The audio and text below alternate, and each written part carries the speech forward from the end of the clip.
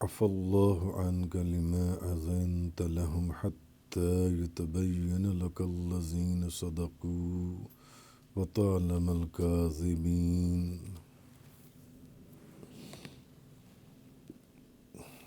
آج سورہ توبہ کی آیت نمبر 43 کا بیان ہے۔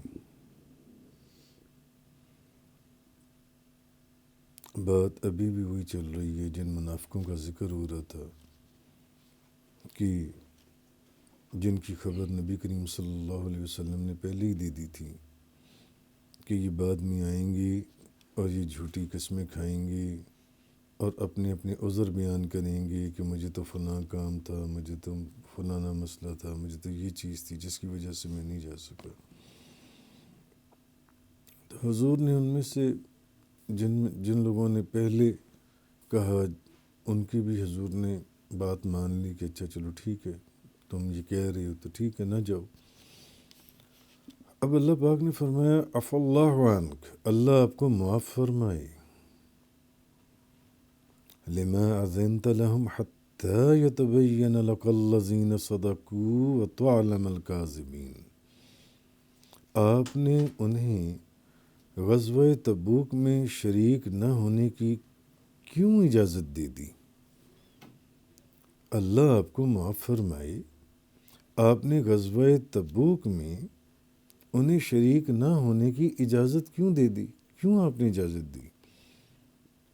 اگر آپ اجازت نہ دیتے تو آپ کو معلوم ہو جاتا کہ یہ جو بہانے یا عذر پیش کرنے والے ہیں ان میں سچے کون ہیں، اور آپ جھوٹوں کو جان لیتے۔ وَتَعْلَمَ الْكَاذِبِينَ، معلوم ہو جاتا کہ عذر پیش کرنے میں سچے کون ہیں، تو آپ جھوٹوں کو جان لیتے۔ اب اس آیہ کریمہ میں پیچھے آپ کو یاد ہے کہ اسی کانٹیکسٹ میں ساری آیات چل رہی ہیں غزوہ تبوک کے سلسلے میں، کہ جو لوگ جان کر نہیں گئے، جنہوں نے عذر بنائے، جنہوں نے بہانے پیش کیے کہ میں اس وجہ سے نہیں جا سکتا، میں اس وجہ سے نہیں جا سکتا، تو اب اسی کانٹیکسٹ میں یہ ساری بات چل رہی۔ تو امام فخر الدین رازی،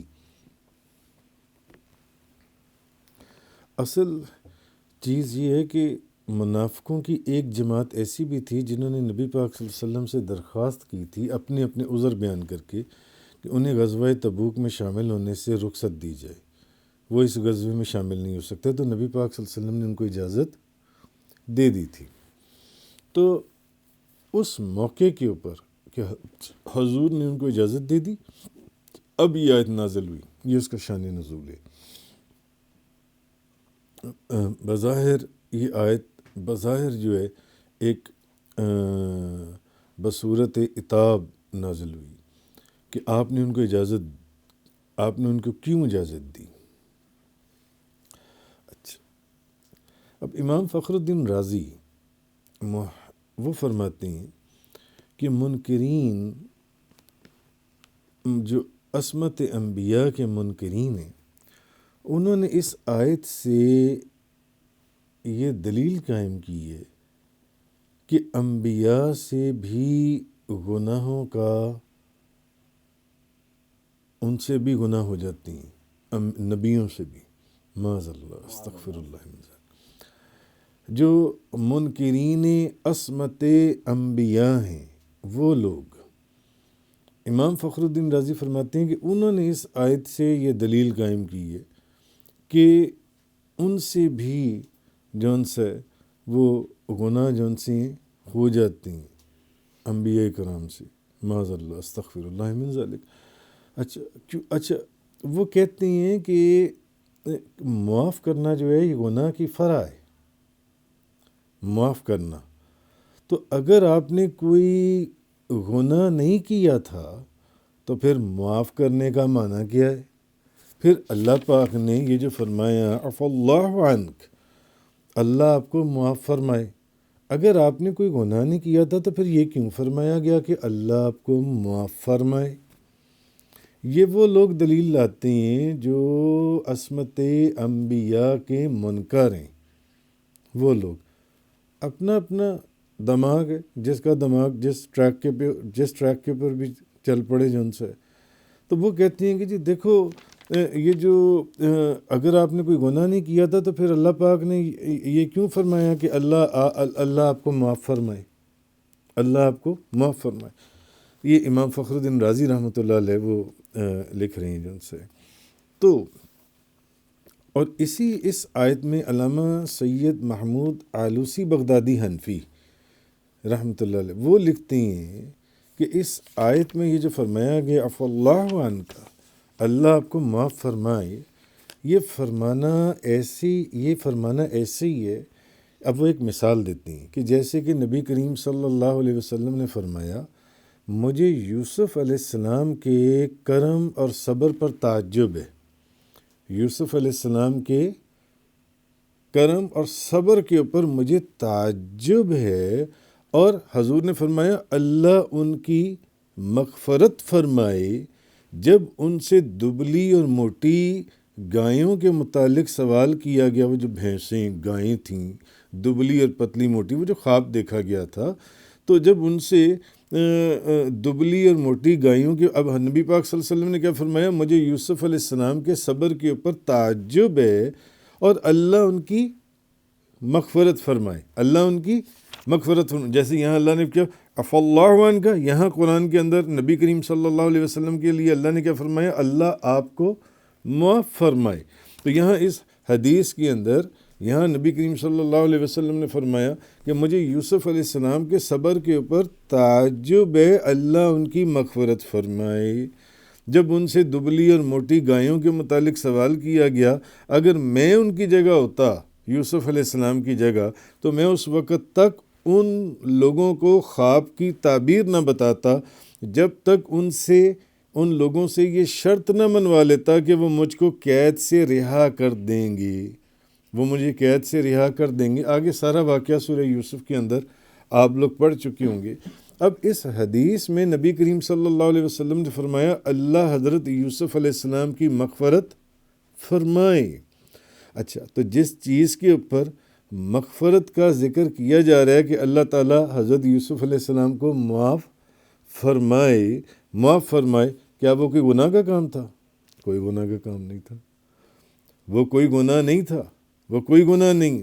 تو اسی طرح علامہ سید محمود آلوسی بغدادی حنفی رحمۃ اللہ علیہ وہ فرماتے ہیں کہ اسی طرح جس طرح نبی کریم صلی اللہ علیہ وسلم نے وہاں فرمایا، اور سب کو پتہ ہے کہ وہ کوئی گناہ کا کام نہیں تھا، جس کے اوپر نبی پاک صلی اللہ علیہ وسلم نے فرمایا کہ اللہ تعالیٰ جو ہے وہ یوسف علیہ السلام کی مغفرت فرمائے.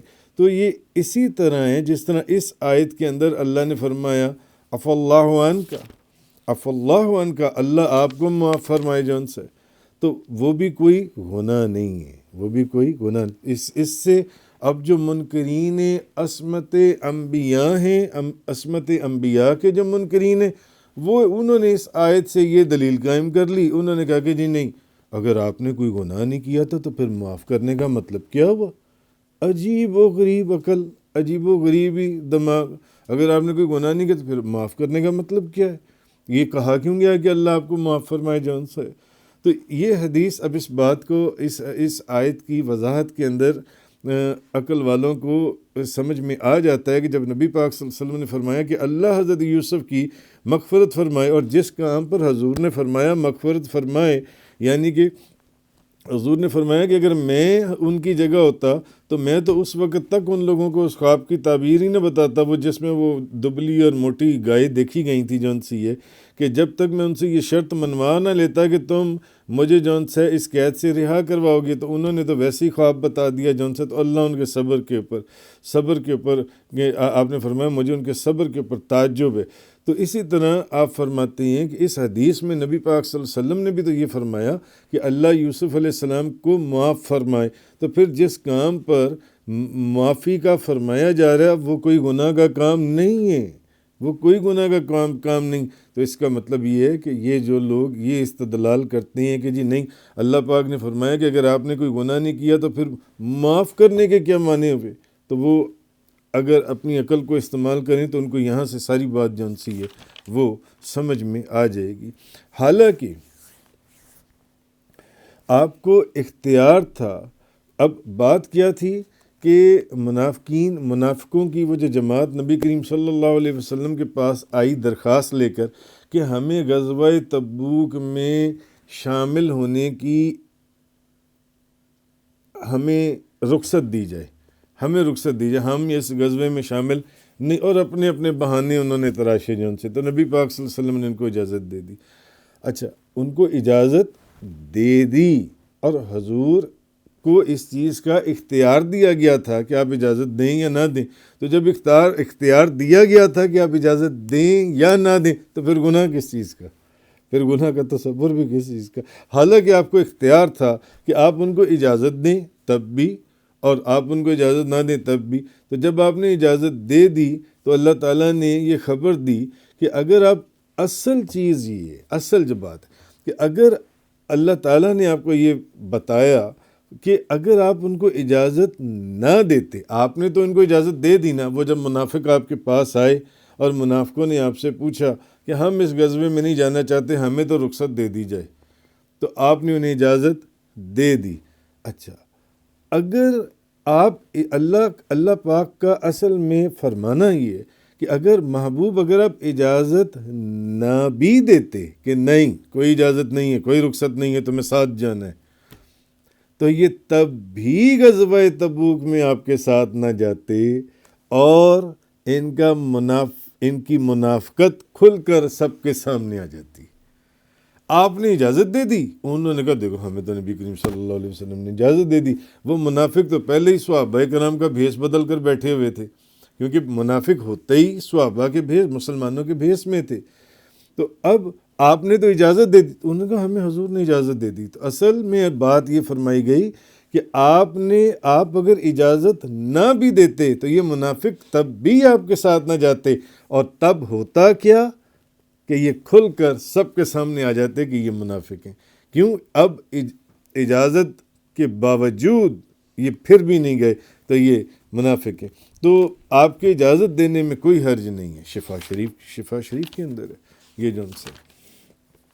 تو اچھا، اب دوسری بات یہ کہ مفسرین نے فرمایا کہ اس آیت کے اندر یہ جو کہا گیا نا کہ اللہ تعالیٰ نے آپ سے اظہار ناراضگی اور اظہار عتاب فرمایا، نہیں، بلکہ اس آیت میں اللہ تعالیٰ نے آپ سے کمال محبت آمیز خطاب فرمایا. اللہ تعالیٰ نے نبی پاک صلی اللہ علیہ وسلم سے کہ اللہ آپ کو معاف فرمائے.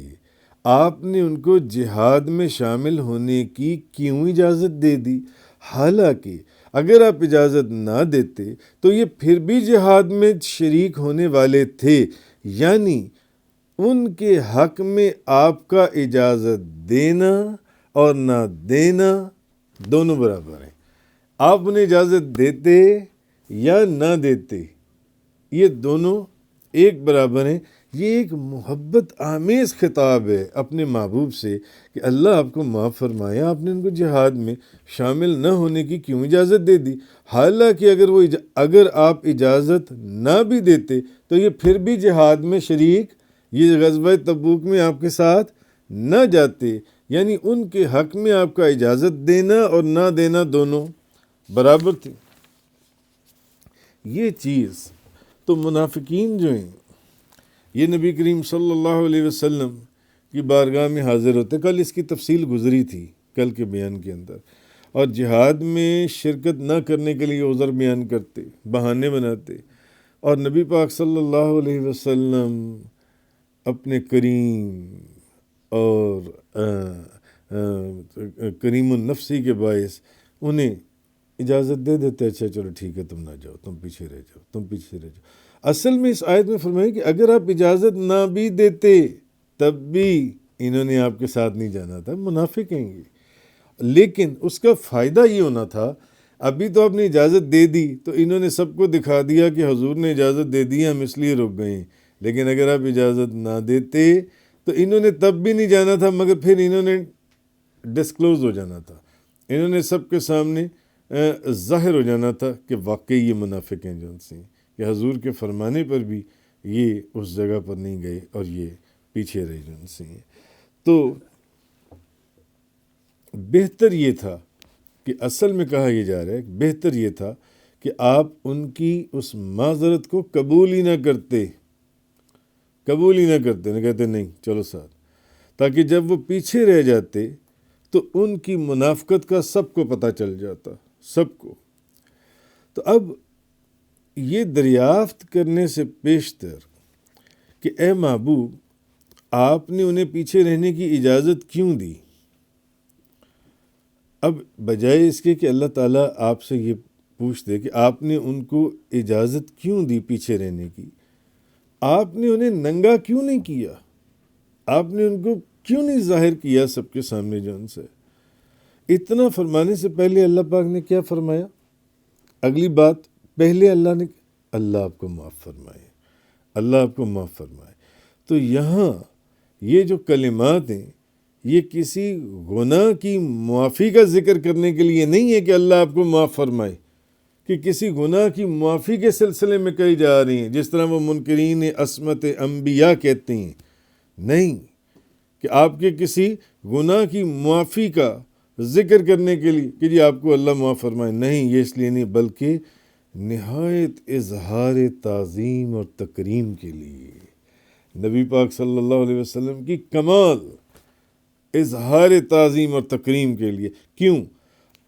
اہل عرب جو ان سے ہیں ان کا ایک رواج ہے، ہر جگہ کے رسم و رواج ہوتے ہیں نا، تو ان کا یہ رسم و رواج ہے کہ جب وہ کوئی سردار آیا، کوئی شخص آیا اور وہ اس کو آنے والے کو عزت اور توقیر دینا چاہتے ہیں، ان کا مقصد ان کو عزت اور توقیر دینا ہوتا ہے، تو وہ اس کے ساتھ گفتگو کا آغاز ہی اس انداز میں کرتے ہیں۔